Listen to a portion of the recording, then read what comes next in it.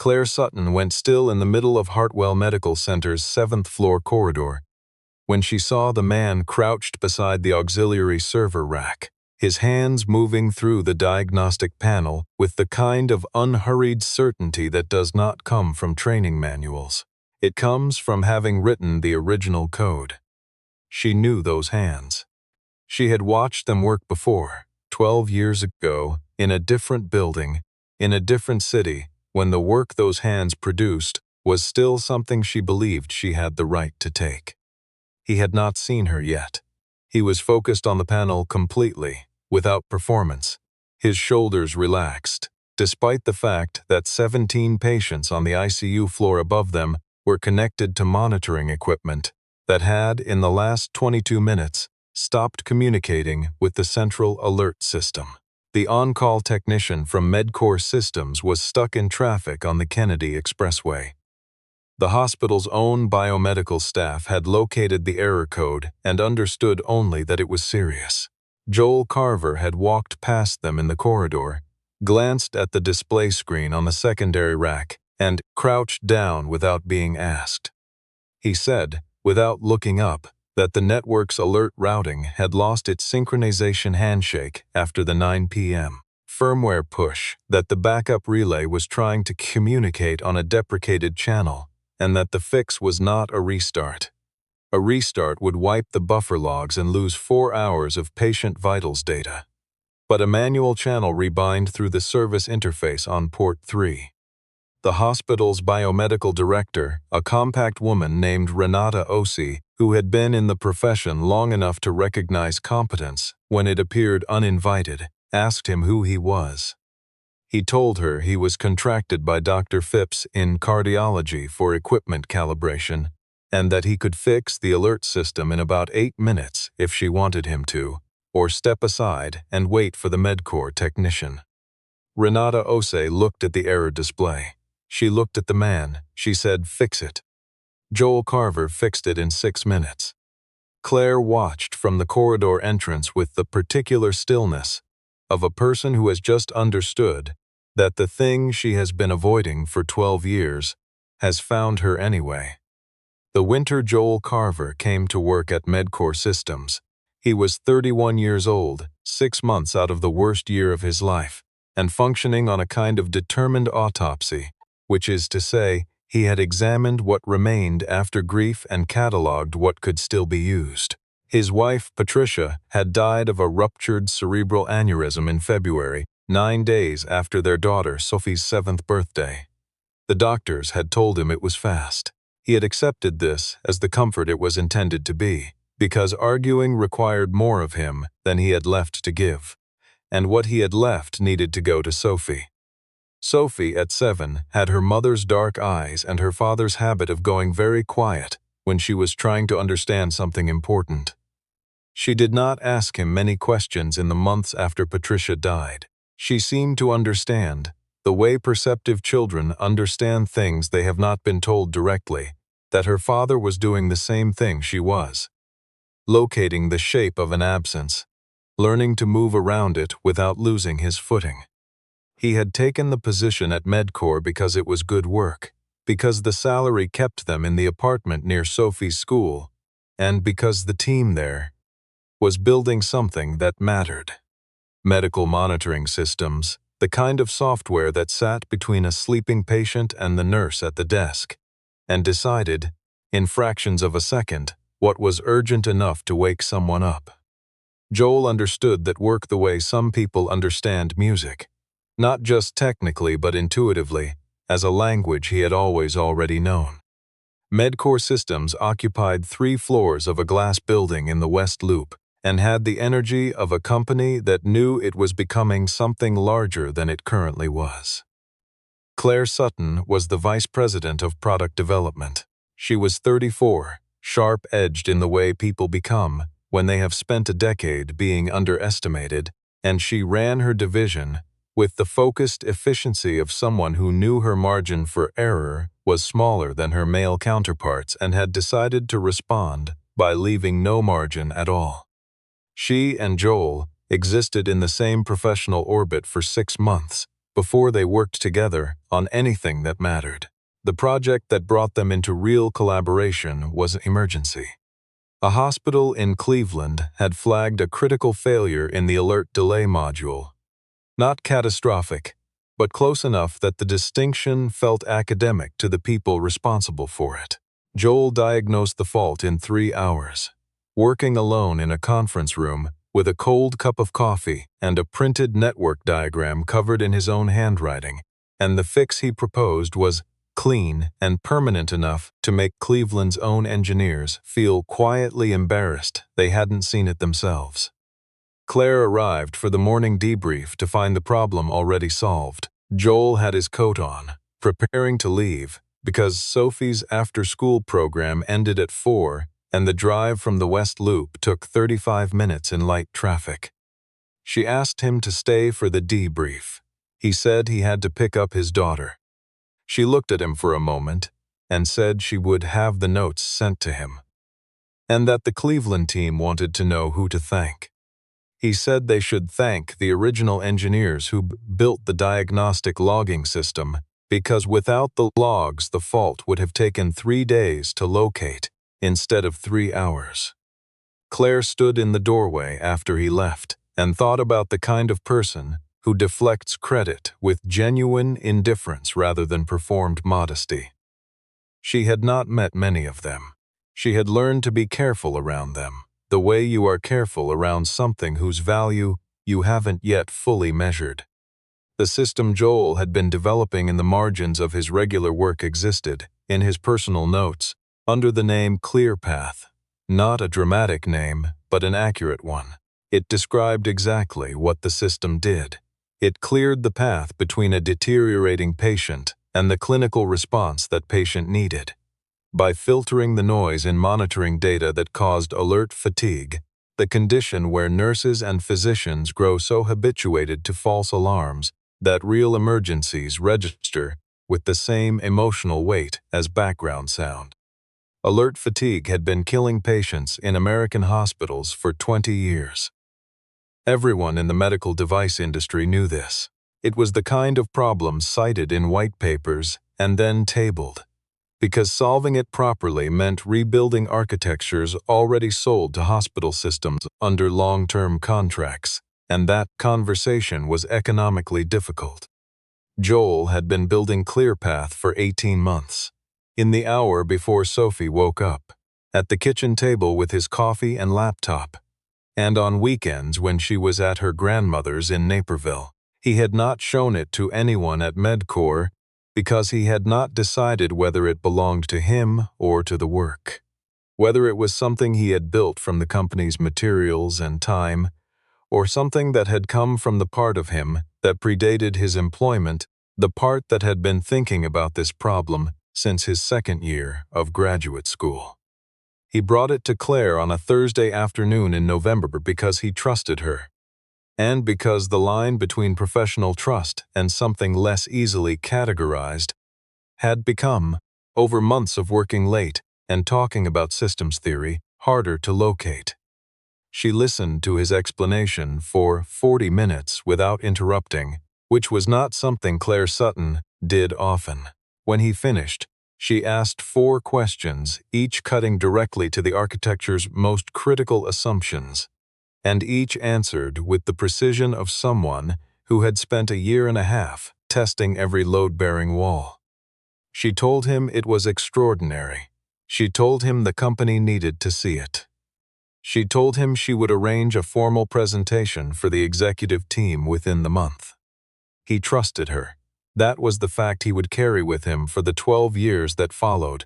Not the loss, and not the injustice of it, but the simpler and more painful fact that he had trusted her and she had let him, and both of those things were true at the same time. Victor Nash had been MedCore's chief operating officer for 4 years, a man who had arrived exactly where he'd always intended to be, and was now primarily occupied with staying there. He was 53, meticulous in appearance and language, and had not contributed a single original technical idea to MedCore's product line in the time he had worked there. His gift was positioning, the ability to identify whose work was ascending and attach himself to it before the ascent became visible to everyone else. He learned about ClearPath through a project brief that crossed his desk 3 days after Claire submitted it to the product committee. He read it twice. He spent a weekend considering its implications for the company's valuation and his own position within it, and arrived at the conclusion that Joel Carver's continued visible ownership of this technology was an inconvenience he was not prepared to accept. He began quietly, as was his practice. He sat across from Claire in her office on a Monday morning and said the company had a history of engineers who developed internal tools using company resources and then became territorial about attribution, that the board had twice had to manage the fallout of those situations, and that he wanted ClearPath's path to market to be clean, uncomplicated. He said he was sure she understood what clean meant in this context. Claire said she understood. She told herself, later, that she had not made a decision in that meeting, only listened. But the listener who does not object to what she hears is making a decision nonetheless, and some part of her knew this and filed it in the place where she kept things she was not ready to examine. Victor moved quickly once he had her silence.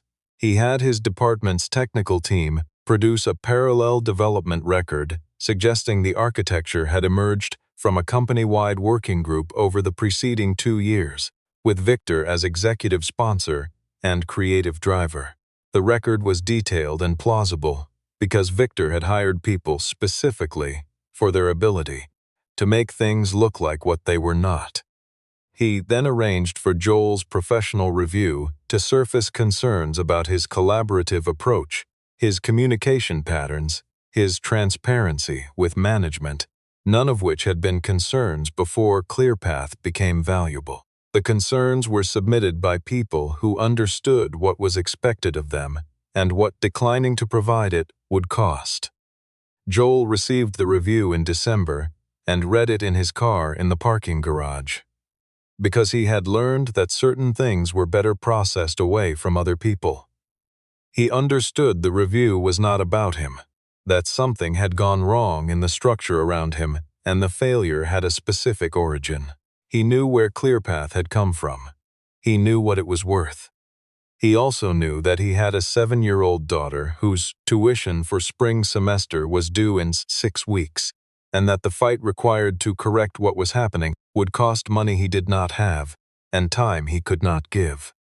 He did not submit a formal rebuttal. He called the company's legal department and was told his concerns would be noted and reviewed internally. He called a former professor with connections at a competing firm and was told the medical device industry was small and his name was already circulating in ways that would make placement difficult. His employment was terminated in February. They called it a restructuring. The termination package included a non-disclosure clause covering Medcore's proprietary technologies, which a lawyer he could not afford to retain told him in a single consultation might be enforced broadly enough to include ClearPath. He signed it. Sophie needed new winter boots, and the electricity bill had arrived. He told Sophie the company had made some changes, that he would find a new job, that these things happen sometimes and they were going to be fine. Sophie looked at him with her mother's dark eyes and said, "I know, Dad." Then she asked if they could have pancakes for dinner, and he said yes, and they did. Joel left Chicago in April. He loaded a rented pickup truck with Sophie's things first, her books, her art supplies. The fish tank they'd agreed was too heavy to move, which they gave to the neighbor and which Sophie cried about for 20 minutes and then was fine about, in the way children recover from things when they are secure in the attachments that matter. He loaded his own tools last, the calibration equipment, the portable diagnostic terminal, the service manuals he had annotated over 7 years, until they were more his notes than the original publisher's text. He settled in Elk Grove Village, in a house that needed work and was priced accordingly. Within 2 months, he found a job at a regional hospital's biomedical equipment department, maintaining ventilators and infusion pumps and patient monitors, the physical machinery beneath the software layer he'd spent his career working at. The manager who hired him asked few questions about his previous employer. He could see what the man in front of him knew how to do, and that was sufficient. From there, he moved gradually back toward independent work. A contract with a private cardiology practice, a service arrangement with an outpatient surgical center, a recommendation that led to 2 more, and eventually a small business, JSC Biomedical, that by the time Sophie entered college had 8 hospital clients, 3 full-time employees, and a reputation for fixing what other people had given up on. He never spoke about Medcore in his professional life. Not from bitterness, though bitterness had visited, particularly in the first 2 years, and had been addressed the way Joel addressed things he did not want to keep, examined honestly, then set down with deliberate care. There was nothing useful to say. What he had built was in the world now, deployed in hospitals under a different name with different attribution, doing the work he had designed it to do. He could be angry about who received the credit, or he could keep doing work that mattered. He had Sophie. He had chosen. Sophie grew up watching her father's hands, disassembling a ventilator alarm module on the kitchen table and reassembling it, each component returning to its place with the precision of someone who understood that in medical equipment, tolerance for error was not a margin but a threshold. She watched him take calls from hospital engineers at 11 at night and talk them through diagnostic sequences in the same unhurried voice he used for everything. She watched him come home smelling of clean wiring and isopropyl alcohol, eat dinner at the kitchen table, and ask her what she had read. She decided at 14 she was going to study biomedical engineering. She told him over breakfast. He put down his coffee, sat with it a moment, then looked at her across the table and said, "Good, you're going to be better at it than I was." She wrote that on a card and kept it. The card was in her wallet the night the ICU monitoring system at Hartwell Medical Center failed. She was at the hospital because she had presented her senior research at the affiliated residency conference that afternoon, and her father had driven in from Elk Grove Village to watch her do it.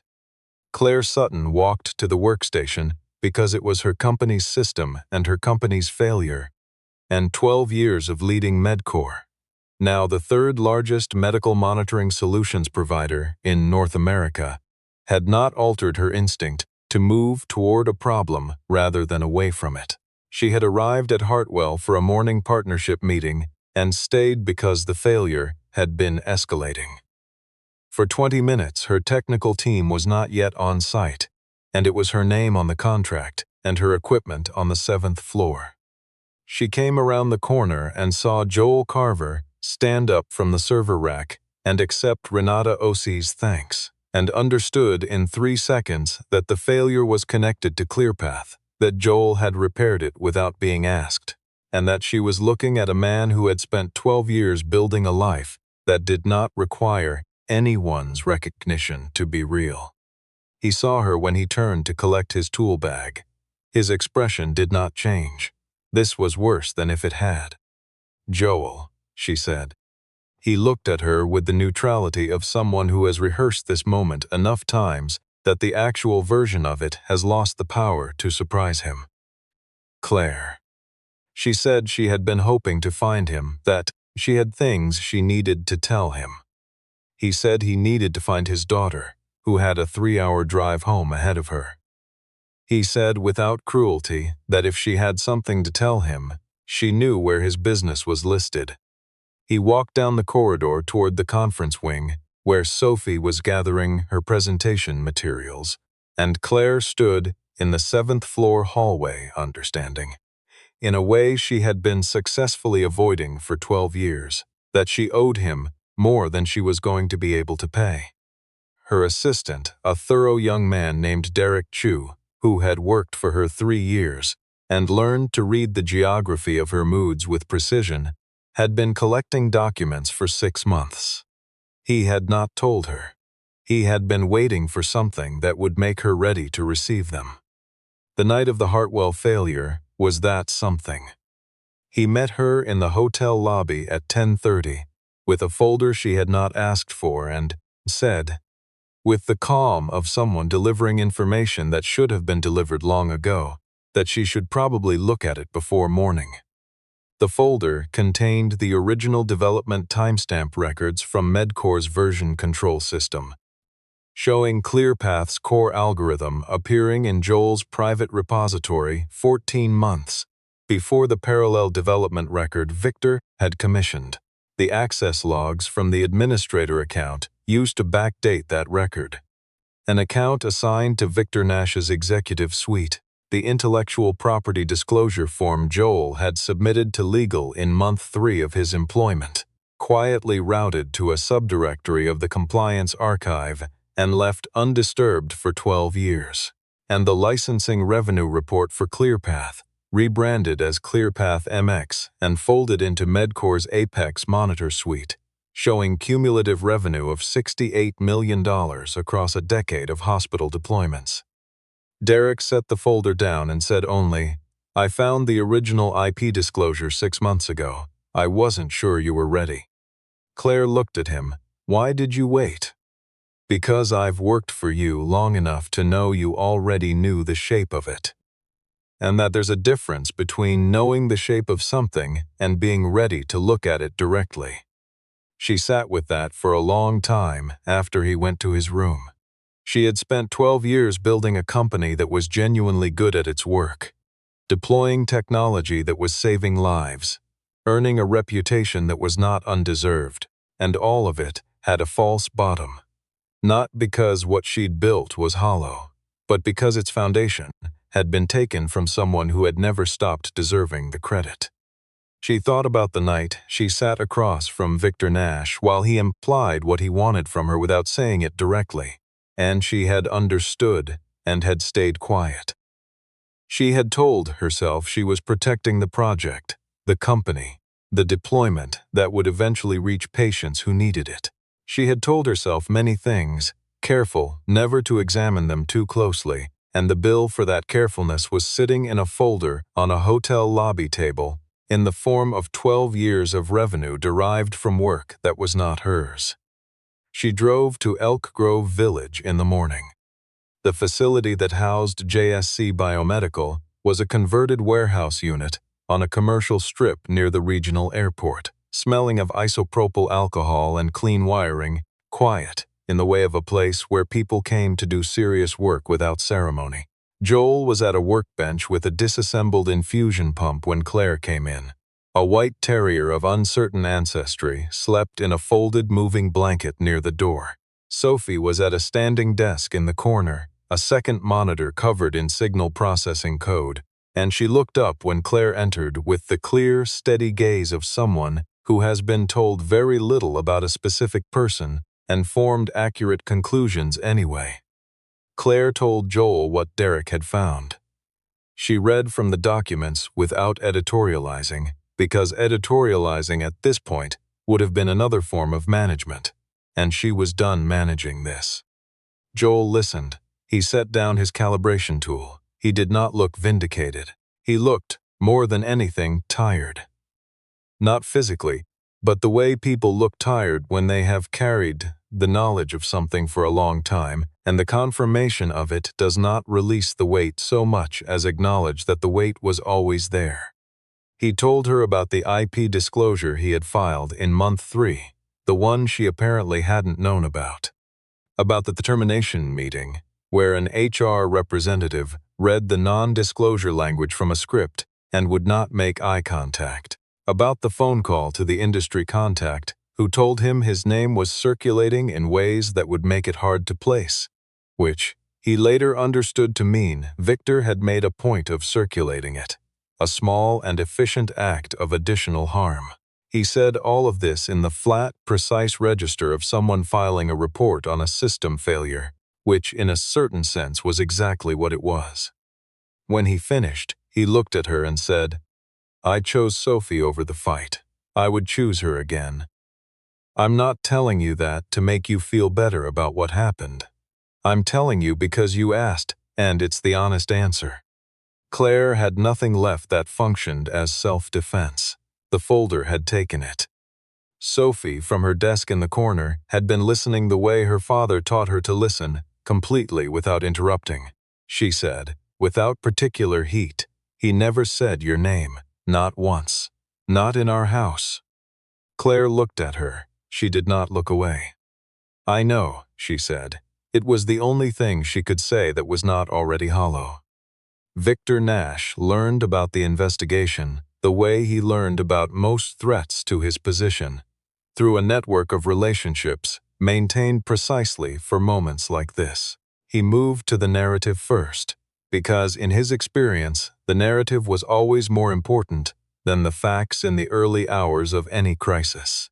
He contacted 2 members of the MedCorps board and characterized the situation as a disgruntled former employee, surfacing 12-year-old grievances. At a moment when the company was preparing a major hospital system expansion, suggesting the CEO was making decisions based on personal history rather than fiduciary responsibility. The 2 board members called Claire, measured and careful in the way of people coached by someone who specializes in measured and careful. Claire listened without interrupting, thanked them, and called Margaret Ellison, who had been on the MedCorps board for 9 years and had a long memory for technical detail, and a short tolerance for people who obscured it. She told Margaret everything. Margaret asked 3 questions, then said, "What do you need from the board?" Claire said she needed authorization for an independent technical audit and formal board acknowledgement that the IP disclosure filing existed and had been filed within the proper window. Done. What else?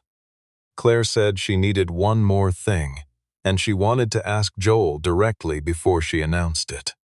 He declined the invitation twice before Sophie sat down across from him at the kitchen table on a Sunday morning and said with the composure of someone who had been building this argument for days, "You always told me a true thing stays true, whether or not anyone says it out loud. But you also told me that silence, long enough, starts to look like agreement." He looked at his coffee. "When did you get so good at this?"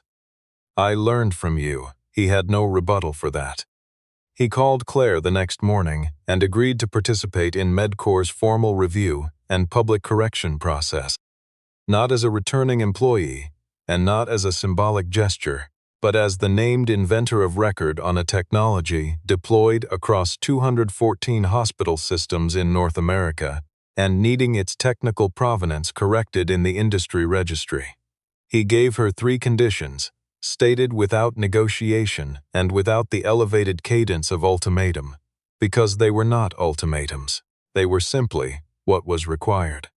First, MedCorps would establish a whistleblower pathway for engineers reporting IP suppression or attribution misconduct, administered by an independent body with no reporting line to the executive team.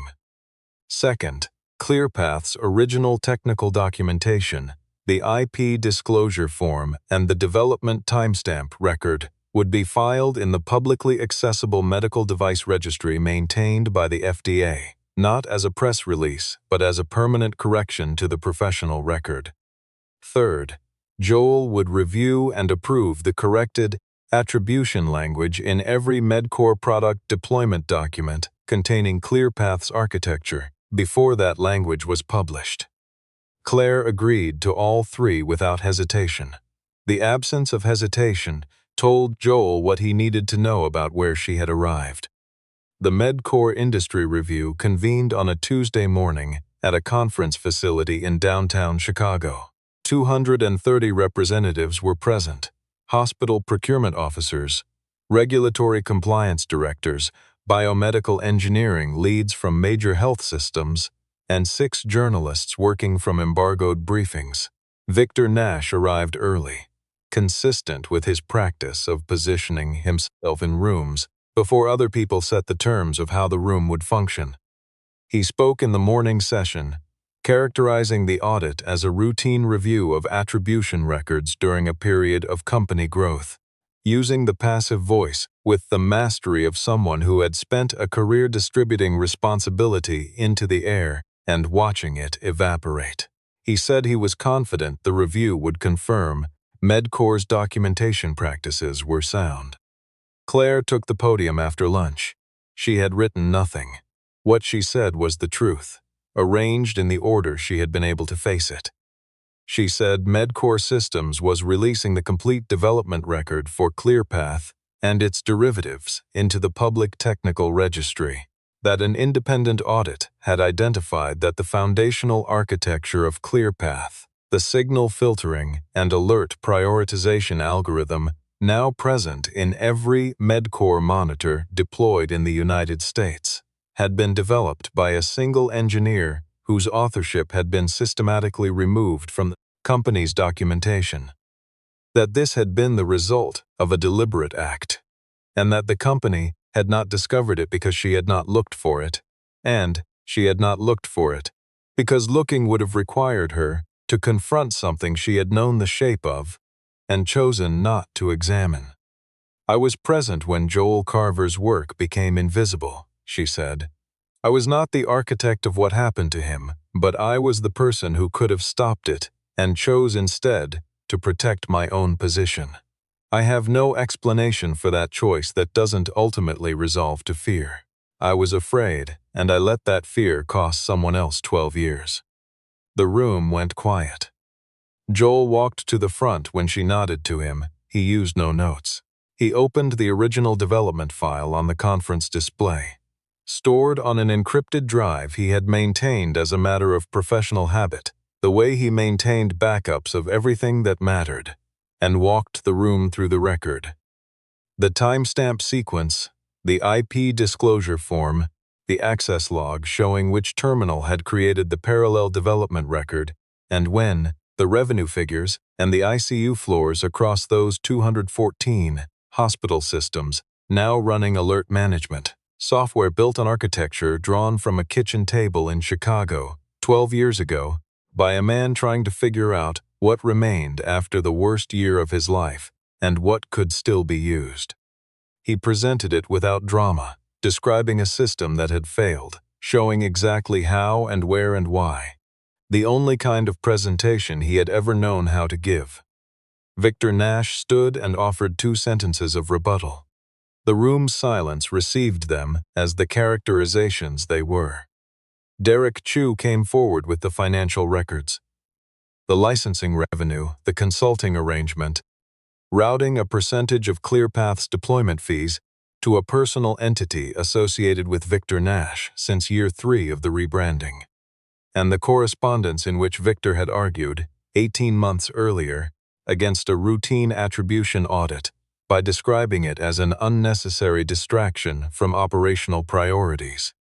Margaret Ellison stood from the 3rd row and said in a voice calibrated for carrying that the board was placing Victor Nash's advisory arrangement under immediate suspension, pending a complete independent review, and that any board members contacted by Victor Nash prior to this meeting should disclose those communications to the audit committee by end of business. Victor Nash left the room. The door did not close completely behind him. Sophie had not planned to stand. She stood because the part of her that had watched her father absorb silence, as a discipline for 12 years, could no longer hold still. He never blamed anyone, she said. Not at the table, not in the car, not on the bad days and not on the good ones. He got me to school every morning and showed up for everything that mattered and built something real without needing anyone else's name on it. I'm not here to ask for anything for him. He doesn't need it. I just want the people in this room to understand what kind of man was on the other side of the decision that got made 12 years ago, in case that's useful the next time someone in this industry is deciding what kind of decision to make.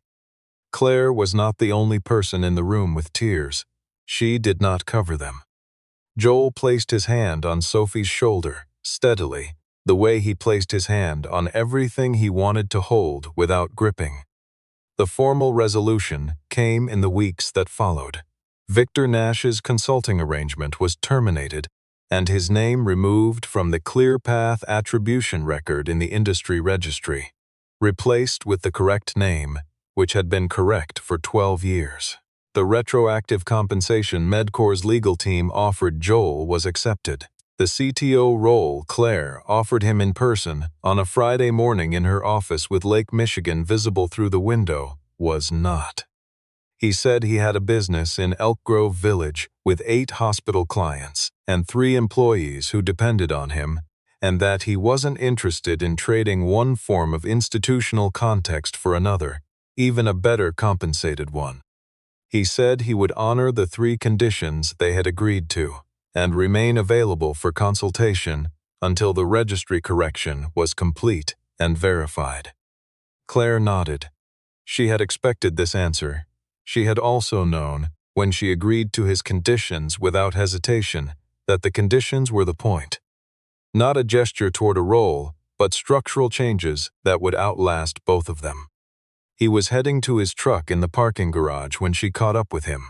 She asked if he had a few minutes. He said he had a service call at 2, but yes. They sat on a concrete barrier near the garage entrance, because there was nowhere more fitting and it did not matter. The city moved around them in the particular texture of a Chicago morning in late spring.